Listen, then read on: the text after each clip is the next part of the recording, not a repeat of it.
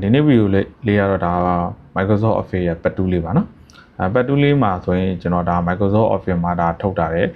ဒီ web file တို့ Excel file တို့ PowerPoint file တို့ဒါကျွန်တော်ဒီလိုစာရိုက်လို့မရပဲဒီ function တွေသုံးလို့မရပဲ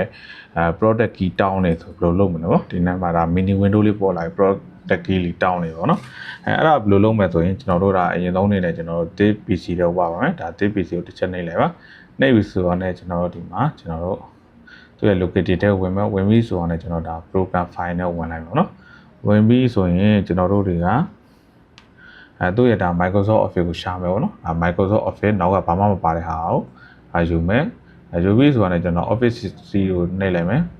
နှိပ်လိုက်ဆိုတော့ဒီမှာကျွန်တော်ဒါ EAE file လေးပေါ့နော် .eae ဒါ opinion.eae ပေါ့နော်အဲ့ဒါကိုကျွန်တော် run administrator ကို3ချက်ခေါက်မယ်ပေါ့နော်အဲ့ဒါချက်ရှိပါပြီအဲ့ချက်ရှိပါပြီပေါ့နော်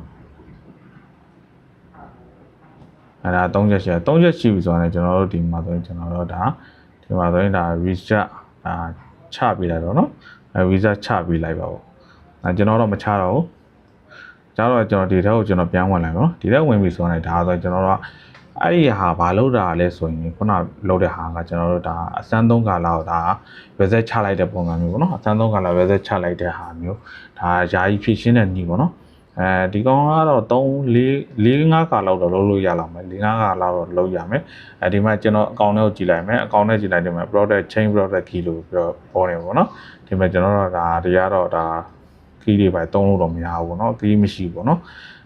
ခုနအစမ်းဆုံးကာလပုံစံမျိုးတွေပဲသုံးနေရပေါ့နောက်ကကျွန်တော် network တွေပဲပိတ်ပြီးတော့ဒါသုံးရင်သုံးလို့ရတယ်ပေါ့နော်ဒါကတော့ကျွန်တော်ဒါအလွယ်ကူဆုံးဒါဖြည့်ရှင်းနေပေါ့နော်ဒီလိုသုံးတာတော့ဒါအဆင်ပြေပါတယ်ဒါလေးအဆင်ပြေကြမယ်လို့မျှော်လင့်ပါတယ်ခုနပြောလို့ product key တွေပါတယ်ဒါ